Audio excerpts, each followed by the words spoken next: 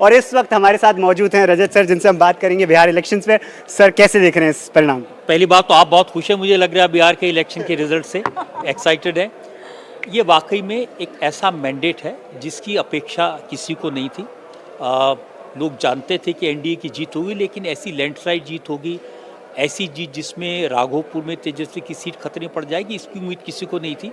तो बिहार की जनता ने एक डिसाइसिव मैंडेट दिया है, और जब भी कोई डिसाइसिव मैंडेट देता है उससे उस राज्य का भला होता है।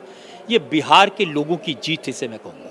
सर, जिस तरीके से देखा गया, पीएम मोदी लगातार अपनी रैलीज में बात कर रहे थे आरजेडी के गुंडा राज की, जो बहुत बड़ा मुद्दा बनाया गया। बाद में विपक्ष कहने लग गया कि आरजेडी पीएम मोदी को गुंडा राज की बात करने की क्या जरूरत है, अब तो बहुत पुराने दौर की बात है। बट लेकिन जिस तरीके से हम रिजल्ट देख रहे हैं वो पूरा देखने को मिल रहा है।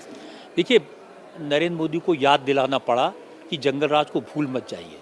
और वैसे भी मुझे लगा कि बिहार के लोग भूलते नहीं हैं। कोई बच्चा है, बाहर जाके रहता है, लेकिन उसके पेरेंट्स ने तो वो देखा है, और वो मैंने वो दिन देखे हैं, और इतने भयानक थे वो कि कोई भी उसको भूल नहीं सकता है।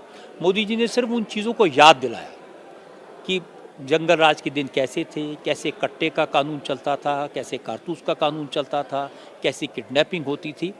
और मुझे लगता है वो एहसास बिहार के लोगों को है, इसीलिए उन्होंने तेजस्वी यादव को बिल्कुल नकार दिया। सर, दिल्ली में एक पॉलिटिकल एक्सपेरिमेंट बहुत सुपर हिट हुआ था जिनका नाम था एके, लेकिन इधर एक पॉलिटिकल एक्सपेरिमेंट हुआ पीके, जिनके नंबर्स दिख रहे हैं सामने 0। देखिए, दोनों में बहुत फ़र्क है। प्रशांत किशोर चुनाव लड़वाते थे, उनके पास अपने रिसोर्सेज थे, और वो किसी आंदोलन के प्रोडक्ट नहीं थे। उन्होंने एक बहुत अच्छा काम किया, गांव-गांव जाकर बिहार को जानने समझने की कोशिश की, और लोगों के प्रॉब्लम को सुना, और उन्होंने जो सॉल्यूशन दिए थे वो बिल्कुल सही हैं। एजुकेशन होना चाहिए, हॉस्पिटल्स बेहतर होने चाहिए, कि पलायन बंद होना चाहिए, बिहार के लोग बिहार में काम करें। उन्होंने बिहार के लोगों के आत्मसम्मान की प्रतिष्ठा की बात की, तो बात बिल्कुल सही थी। लेकिन जिस तरह का संगठन बीजेपी के पास है, जिस तरह की इमेज नीतीश कुमार की है, उसका मुकाबला करना प्रशांत किशोर के लिए इस इलेक्शन में संभव नहीं था। और कोई भी पहली अटैम्प्ट में पार्टी बनाए और जीत जाए, ये संभव नहीं होता। एक लंबा रास्ता उनको तय करना पड़ेगा। सर, एक कांग्रेस का माइंडसेट हम समझना चाहते हैं कि कांग्रेस लंबे समय से, अभी 2024 का रिजल्ट आया तो ऐसा लगा कि थोड़ा सी जान आ गई है, लेकिन उसके बाद वापस से असेंबली इलेक्शंस आए, बिल्कुल परफॉर्मेंस खराब होता दिख रहा है। और आज हम देख रहे हैं कि बिहार भी इस स्थिति में आ गया है कि कांग्रेस मुक्त बिहार होने जा रहा है, जहां 4 सीटें दिख रही हैं, और उन सीटों पर भी 2000 से कम का मार्जिन है। कांग्रेस इस दशा में क्यों आई है? देखिए, कांग्रेस की प्रॉब्लम ये है, वो बिहार में, महाराष्ट्र में, हरियाणा में, लोकसभा में अपनी हार की असली वजह को मानना ही नहीं चाहते। वो एक शेर है ना कि धूल चेहरे पे थी और आईना साफ करता रहा।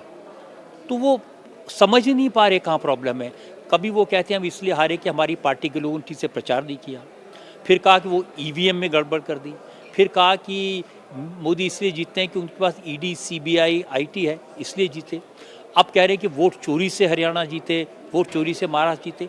तो वो समझ ही नहीं पाए, वो ये मानने को तैयार नहीं कि लोग उन्हें वोट नहीं दे रहे। जब तक वो ही नहीं समझेंगे कि देश की जनता उन्हें वोट क्यों नहीं दे रही है, जब तक वो ही नहीं समझेंगे कि मर्ज क्या है, उसका इलाज क्या करेंगे, तो डायग्नोसिस ही गलत है।